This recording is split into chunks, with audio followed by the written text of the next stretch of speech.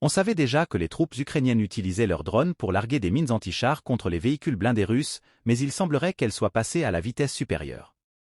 Dorénavant, des essaims de drones lourds seraient envoyés vers les lignes ennemies pour y semer des mines, nous apprend Forbes. Ce job auparavant réservé aux humains ne devrait pourtant pas manquer aux soldats désormais mis au chômage, tant il s'agit de missions périlleuses.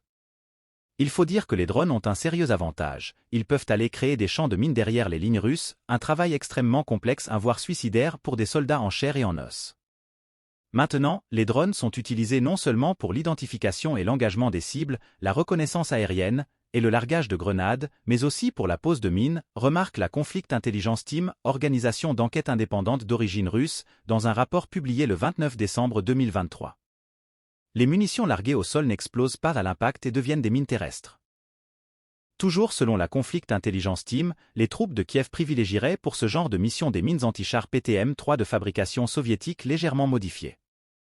Les fusibles d'origine seraient remplacés par des versions plus abouties, munies d'un gyroscope, d'un accéléromètre et d'un magnétomètre qui activent la mine lorsqu'elle est touchée ou déplacée.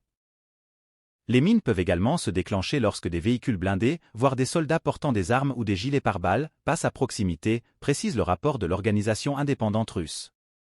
Un atout certain qui explique sûrement pourquoi l'armée ukrainienne multiplie les largages de ses charges explosives ces dernières semaines.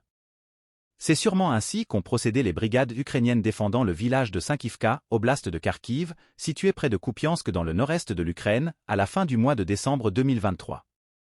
Elles ont su profiter des courts répits entre les vagues d'assaut des chars russes pour replanter un champ de mines stratégiques. Une tactique rapide, discrète et très efficace. Les mines anti-chars larguées par les drones ukrainiens permettent également de piéger les routes de ravitaillement utilisées par l'ennemi, notamment près de Krynki, oblast de Kherson, sud du pays, village servant de tête de pont aux Ukrainiens ayant débarqué durant l'automne sur la rive du fleuve Dnipr occupée par les Russes.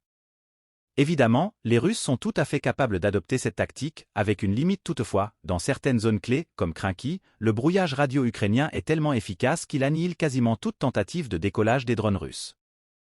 Abonnez-vous à la chaîne pour ne rater aucune vidéo.